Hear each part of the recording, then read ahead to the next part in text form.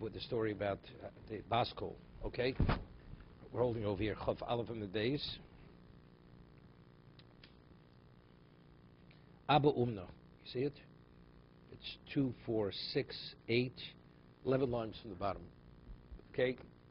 Abba Umna havi osi le shalma misifti derkir kol yom. You hear this? This Abba Umna, from the heavenly yeshiva every day, a heavenly voice would come out and say shalom to him. Could you imagine a Kodesh Baruch Hu coming every day? You get a phone call. Good morning, have a good day. Every single day, Abba Umna. Ulabai kol yomi kol mali yom li Shabbata. Abai every Erev Shabbos you get the phone call. The Baskol. The Rova kol mali yom Kipuri Havo. Havo. Every Yom Kippur that he would say, have a good year, you know. Gemar Chasima Tova, Rava got it every Yom Kippur. Okay? You think Abai was greater than Abaye, but nevertheless, he would only hear the Baskol would come to him only every Yom Kippur. Have a Gochosha daited Abaye. Abaye was like taken aback. Why? He was like Semele, the word's not insulted, he felt bad because he realized Abu Umna for some reason is doing something better than he's doing. Right? Where is he failing? Mishum Abu Umna. He said, Chalishas Daska Abu Umna Ormalei Lo Motzes Lemevekuvde. He says, you know why you don't get the hello, good morning every day? Because you can't accomplish what Abu Umna does. What he does, you cannot do. And therefore he's worthy that Hashem should come and greet him every day. What does he do? We'll talk. This man, he was a bloodletter. Umna is a bloodletter. He was Abba the bloodletter. Abba Umna. Chavi Ovid Milsa, Havi Mochis, Gavr Luchud, Vinosh Luchud. He had 2 waiting rooms. He had a men's waiting room and a ladies' waiting room. You hear this? In his office. He didn't let the men and women intermingle. Viesle Lavusha Dispe Karna. And when he would do the bloodletting, he had the needle or whatever would go into the vein would be attached to a sleeve. So when the woman would expose her arm, he would not allow it to expose her flesh. He would slip the sleeve on to her arm, and the needle was in the sleeve, and he would insert it in the vein. It's like this. The woman's flesh was never exposed. And it would pierce it to create the wound. How does he explain kusilta over there? Kusilta. It would pierce it, ki kusilta. Yeah, this means. Ki havas osio leitzo. If a woman would come as a patient, havi malbish lo, he would put on the sleeve, ki hechlo distakelbo, that he shouldn't look at her flesh. Like this, she was always completely covered. V'isle duchte ditznior.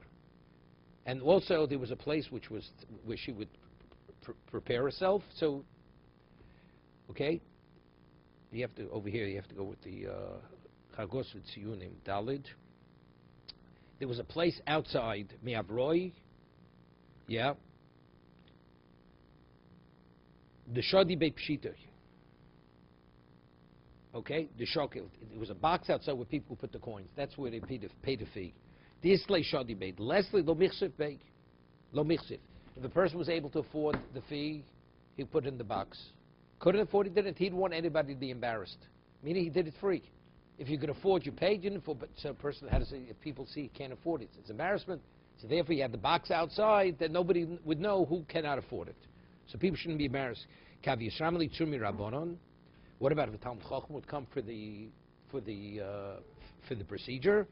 Igrim Neilo Shokil. He would not take a fee from him. Would not take money from him. Ubosa Dekoy Yov Le Pshiti.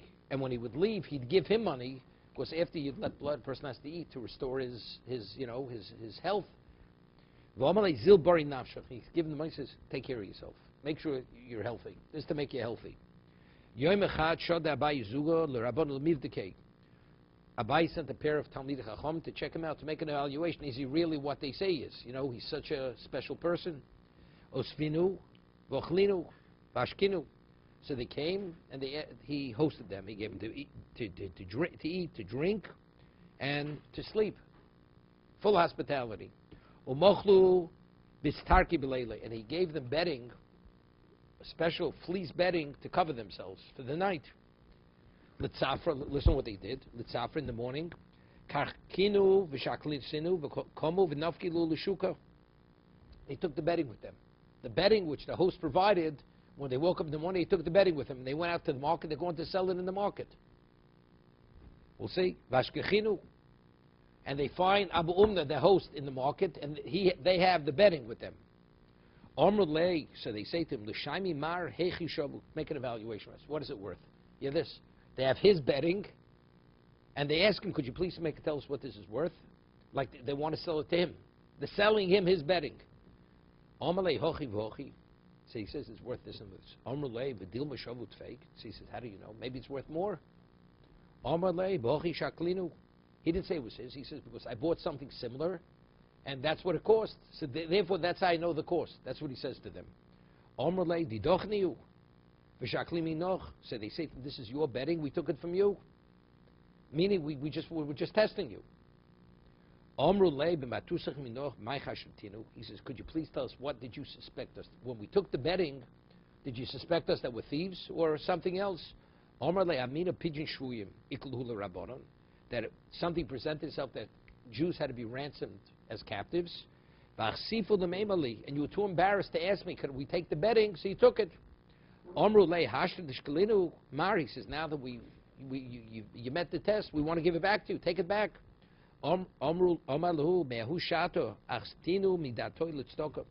moment you took it, my mind was, I dedicated it for charity. I can't take it back. Yeah, this is what? Here they took it to test him, and because he gave him the benefit of doubt, they took it for a mitzvah. So because in my mind I already released it for charity, even though it turned out the whole thing was baseless, I'm not taking it back. Now, so that's the story why now Abaye understood why Abu Umna deserves the Shalom Aleichem every morning from the Basko, from Siftu de Rekia. But Rava was actually taken aback because Abaye would receive the Shalom Aleichem every Erev Shabbos. He would get it only every Yom Kippur. Omerlei, Mistayach, Migdas Akula Kracha. They said, you know something, you don't have to be taken aback because it's sufficient, because in your merit, your whole city is protected. That no tragedies happen in your city, it's in your merit. That has greater value than what? Than getting the acknowledgement every day. How does he explain it over there? That's the way I understood it. Mistayach. It's sufficient that your city is protected on your behalf.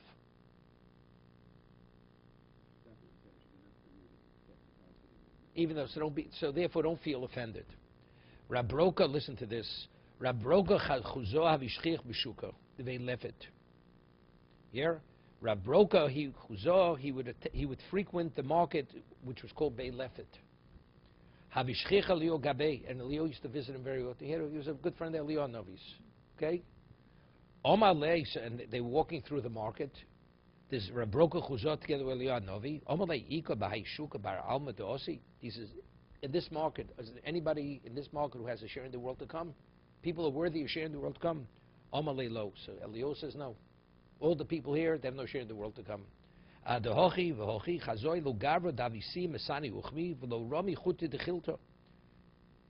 He sees a man coming with black shoes, wearing black shoes, and he's not wearing tchelis on his tzitzis. That means he's not wearing tzitzis on his garment, and he's wearing a four-cornered garment. Amalei. So Elio says to him, Hi, by Almadosiu. This man that you see here, he doesn't look like a Jew. He's wearing black shoes. Jews didn't wear black shoes. And he's not wearing tzitzis. He says, this man has a share in the world to come. So what happens? He got all excited, this Reb Broka Chuzah, because he wanted to find out who he is. He must be special. Leo says, this is the man. Rod Pashi, he runs after him. Amalei my uvdoch. He says, what do you do? Amalei zilu idem say lemoch. He says, you know something? Leave now. Come back tomorrow. I'll tell you what I do. Right now I can't talk to you. Amalei by uvdoch. Lemoch amalei. So he comes back tomorrow. Next day. He says, so what do you do? Amalei zanduknano. He says, I'm a prison warden. I take care of the prisoners for the king. Royal prisoners go to this prison. Vasarno gavri lechut v'nosh lechut. And when the women are incarcerated, men, I keep them separate. I don't let any intermingling between the men and the women. And how do I guarantee it that they stay separate? V'ramino puroi ben hani lahani. I put my bed between the two of them. That separates to guarantee the men and women. They don't cross over that line. That they should not come to do inappropriate behavior. Ki chazina bas Yisrael, the Avi, Nochri alo inayu. If one of the women is a Jewish woman, I see Rashi says the goyim they have her iron, meaning we're talking about there's the royalty, there's the royal prison. The masters they have their eye on the Jewish woman. Masar nafshoi, I'm willing to sacrifice my life and to save her, that she shouldn't be chas v'sholom defiled by the goy. Yom echad havinar moroso gabon. There was a betrothed woman, young woman. The abu nochrim inayu. The goyim that are eye on her. I mean, they may actually take her and they'll rape her. Shakli durdai the chamer. So what do? I took the sediment of wine. So the sediment of wine, what is it? It's like ruby red, saturated. V'shadoi b'shipula. And I took it and I coated the hem of a garment with this red mush. Yeah? Va'amri disnoi. And I said to her, she's a menstruant. So when they heard she's a menstruant, it's disgusting, they stayed away from her. She's in the midst of menstruating. The bottom of a garment was dripping blood. Okay? Omali by taimo leslo chuti v'ramis besani uchmi. They asked him, why did you wear tzitzis? And why are you wearing black shoes the way goyim? Omalei, he says, the reason is Ailana v'afkinu beni nochrim. I continuously mingle with the goyim. Ki hechelu leidu yudo adno, so they shouldn't know that I'm a Jew. I don't want them to know I'm a Jew. Ki avi goza gezerto, and because if they should issue a decree against the Jews, modano lu the rabbanon, I immediately go and inform the chachomim. Boy rachmi vatli gezursayu. They go immediately and they annul the gzera through their tefillah. My time, I know my but why yesterday when I asked you what you do, you said go away now, come back tomorrow. When you asked me that, at that moment, they had issued a decree against the Jews. I have to first, I can't talk to you now, I have to go inform the Chachomim, the Milsa on that issue. Okay, so that was the story with what this person who was the warden. If they're still walking in this market with Elio, also Hanach Trey, Achi, two brothers come into the market. Elio says, see these two brothers? They also have share in the world to come. It's interesting. The first one said he ran after him. The second is he didn't run. It says he went to them. Here, my aura. Why did he run the first time, second time? So I think, the way I understand, the first time Elias says nobody has share in the world to come. So this is the one. So he got excited. So he ran. Once he saw there's already one, the second, these are also. Once it's also, you don't run. He went leisurely. He went over to them. That's why the second one is Azli. It's not Rati. He didn't run to them. So he said to them, yeah? We're comedians. We make people happy. We make people who are depressed. We raise their spirits to be happy. Inami also we see two people have a dispute between the two of them, and they have claims against one another. You know what we do? We do whatever we can to bring peace between the two of them. So therefore, that's what we do. Do you understand? So this is why they have a share in the world to come. The two people, they bring up a person's spirits, and they make peace between people. Doesn't say because they put on tefillin, they observe Shabbos, kashrus. Evidently, if all these people, they do all those things, so of course they have a share in the world to come. Right? So evidently, despite all the inappropriateness, for this alone, that's enough to give them a share in the world to come. Mishnah says for this, it's so severe, immediately stop blowing the shofar.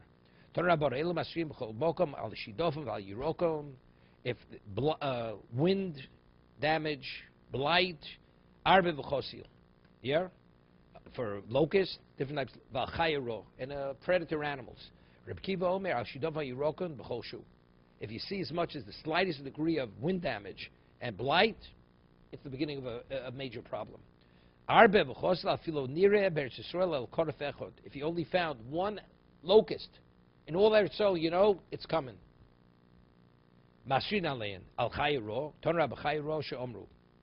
When we speak about the migration of predator animals, when you see it's Mishulachas, we'll see, Masrin Allah. Ein Mishulachas, tomorrow we'll explain what this means. If you see it's a migration of them, they're sent mean they're sent from Neshamayim, then you blow the shofar immediately. Ein Mushalach Shem Esri Aleh. Ezu Mushalachas, Ezu He, Ein Mushalach. What's considered? It's clearly a problem. What's not a problem? Nearest Be'ir. Normally animals, they stay out of communities where they're inhabited. They stay in their own areas, in their own habitat. If they're ready, they're not afraid, they come into the community, that Hashem is sending you a problem. But they're out there, a person's killed by a lion out in the field. It's okay, where else? He shouldn't be in the field. What about Biyom? An animal doesn't come out during the daytime because he's afraid of people. Mishulachas. B'laylein mishulachas. That means even in the city, at nighttime they'll come because people are not around. They're under the cover of darkness. Rosa shnei b'nei odom. What about if the animal saw two people, v'rotza achrein, and it pursued two? An animal naturally is afraid of a person. One person say, but two people, and it pursues two, mishulachas. Nechris b'neiim. What about if the animal hides from the people? And mishulachas. It's clear, it's not. Torfish shnei b'nei odom. What happens if the animal goes and kills two people? V'ochle echad mehem. And it only eats one. So the question is, if an animal kills for food, should have eaten both of them, or only killed one and eaten the one? Why did it kill two and only eat one? Evidently, it's clear. This is what there's a punishment. So therefore, it's mishalach ochle shneim. What about if the animal ate both people? And mishalachas. Say the animal's hungry. Also legag v'not latinuk me'arisa. Hear this: the animal went up to the roof, ascended to the roof, and took a child out of its cradle, which is it's like I told you the story a few years ago in the Catskills. A black bear came out of the forest, took a child out of a high chair, and went into the woods with it. Mishalachas hagufa kasha amrit niraso beir mishalachas. If the animal comes into the city, that's the animal sent by God. Loshno bayom loshno. We didn't differentiate whether it's during the daytime or the nighttime. But the amrit biyom mishalachas. Then it says if it's during daytime, yes, but like mishalachas lo kasha ochikaman. This is what it means. Nirsa beir biyom. If in the city you see it during the daytime, mishalachas, then it's clearly a sign min hashamayim that this is a what? This is a punishment. If it's in the field, even during the daytime, it's not an indication of anything. What about if it sees two people and it pursues the two people? But if it's, let's say it's stationary, just stands in its place and it doesn't pursue him, it's not.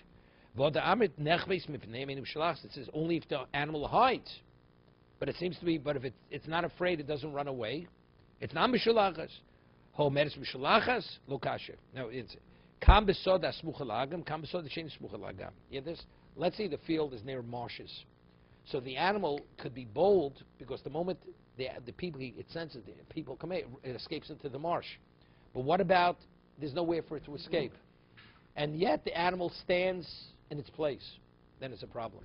Because if the animal doesn't have a place to escape to, that means the animal is bold. If the animal is bold in the presence of people, that's a problem. That's clearly a sign it's a problem. It kills two people simultaneously. That's a bad sign. Kills two, eats one. But if it eats both of them, what do you have to say? It killed them. It says even if it pursuing. We're speaking about by the marsh.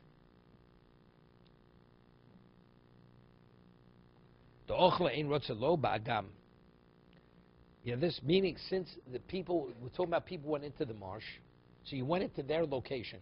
So if it kills two and eats one, then it's mishulach, even though it's happening in that location. Gufa, we learned also lagag, the brisa. If the animal ascended to the roof, it's understandable. It's such a crazy thing. It should happen. It's not speaking it went into a regular house. It was a kuchi d'tzaydi. It's a hunter's tent. So because it's out there, therefore, even though it's not a regular structure, even nevertheless, that's a bad sign. It's still considered so unusual. Therefore, it's a sign that this is a punishment. Al cherev. It says in the Mishnah. It says in the Mishnah that if you see a sword coming, like armies, armed armies, if what an invading army with swords, of course, you go to the most extreme level of fasting with shofar. Cherev sheinu shel shalom, right? El afil cherev shel shalom. Hear this? Even if you have an army which is armed going through your territory, even though they're not coming to wage war on you, it's still a problem. It's a problem. Why? Shein lo cherev shel shalom yos mi paron nechei. You don't have a more peaceful situation that army who is armed, which they were at peace with us, paron nechei apike nichshu bo hamelch Yoshua would not let him come through his territory, right? Did not let him go through, and because of that, Yoshua was killed by Paro. But it's paron nechei. Shneimar vayishlach elav malochim lo lemor. This paron nechei sent agents to Yoshua Melech saying, Mali v'loch melch Yehuda lo alecho ato ayom kel beis milchamti. I want to go to war. I just want to pass through your territory. That's what he's asking, right? That's what he's asking Yoshua Melech. Velokim omar lavaleni chadal lechom Elokim asher imi me'elohim asher imi al yishchisecho my Elohim asher imi. What did Paro Nechei mean? The God that's with me. Because he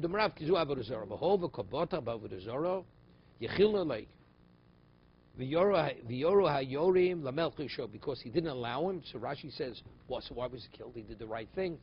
Because he should have consulted with the Navi. Yoshio should have consulted with the Navi, and he didn't. Rashi says, where is it?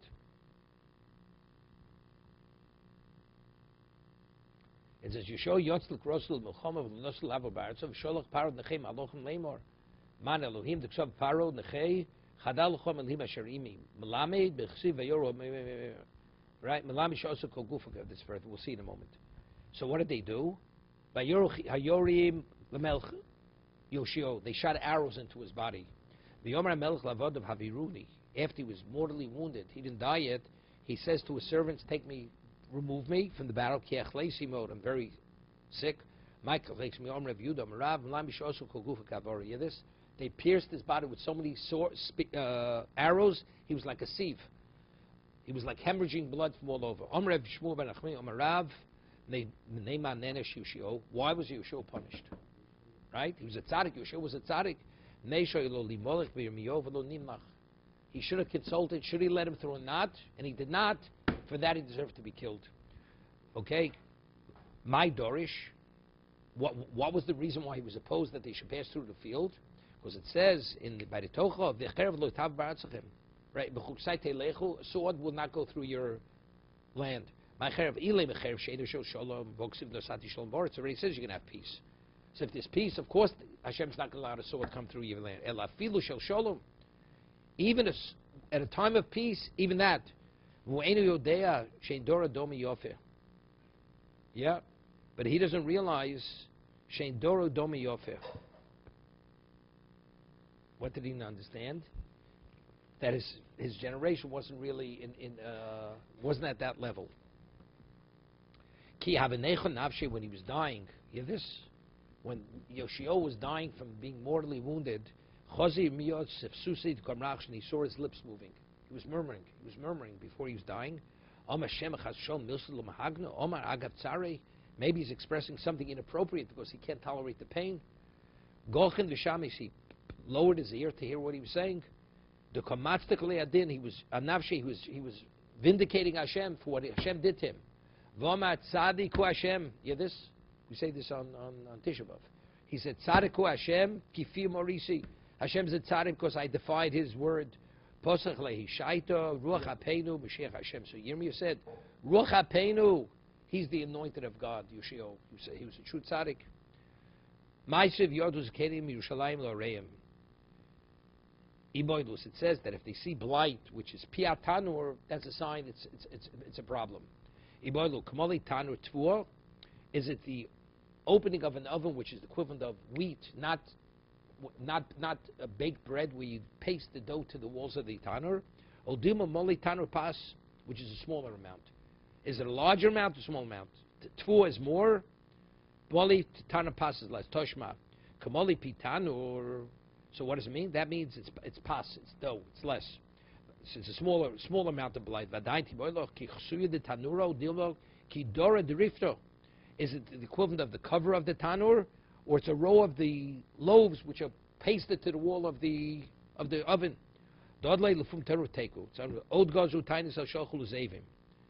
were two zavim, the Mishnah says, who devoured two children. Ula Omer Shimei Yotzodek Ma'aser Bolu Zeim Shnei Tinoks V'Kiyum. This Derech Beis Harei. They ate these two young children, the infants, and they actually they came out whole through the rectums of these wolves. Uba Masli Chachomim V'Tirus Abosar. See, it's flesh. It's a corpse. No, anything which is considered digested is considered waste. Even though physically it's intact, but because it went through the digestive system of the wolf, it's considered perish. However, Timus Hatzomus, but the bones, which the bones themselves are not digested, they retain the tumah. What do you cry out to Hashem? The most extreme level of fast. Irshi kifu nochrim, a city which goyim laid siege. O nor ve'echot svino at metarefs b'yam. A ship is listing at the ocean. Ve'echod yochi shenirdaf minei nochrim. An individual is being pursued by goyim. Oh, when they list him, they ruach ra. So right, like a dibuk went into a person, and his life is being destroyed. Al kulan yochol yochid rashoy l'sag v'satzmo b'tainis. A person, for any of these things, a person is permitted to go into a fast, and even to compromise his physicality. Rabbi Yosef, no, listen to this. Yeah, this unbelievable. And yochid rashoy l'sag v'satzmo b'tainis. Shem yitzorch labrios. Vein abrios marach m'solav. Why? Because where do you have a right to put yourself to compromise your physicality? And you'll need people. The people may not help you. So if that's the case, you're putting yourself in the position, in an uncompromisable position. Listen to this. When Hashem infused them with a neshama, it says man became a nefesh chayo. Hashem said, when I gave you your soul, you have an obligation to take care of it. You have an obligation to take care of your physicality. The nefesh, the neshama I put into you, hachyehu. Keep it alive. When it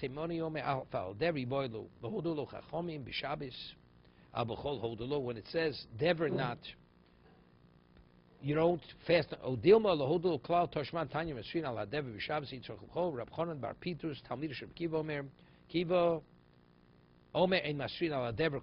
don't, because what's the reason? Because it's not going to help. Let's see Rashi. What does he say over there? Why? Why Rabbi Kiva holds the dever not? I feel hold exerihi.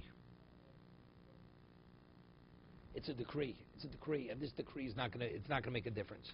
Al kol tzara shlo tova latzibur. Turn Rabbi kol tzara. Al kol tzara shlo tova latzibur masriin al lechutz rov geshom. What about it rains too much, and the ground becomes totally muddy?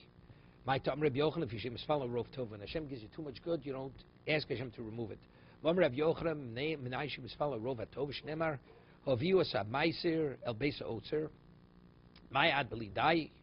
gonna, you're gonna have such a bumper crop. It's gonna be adli dai.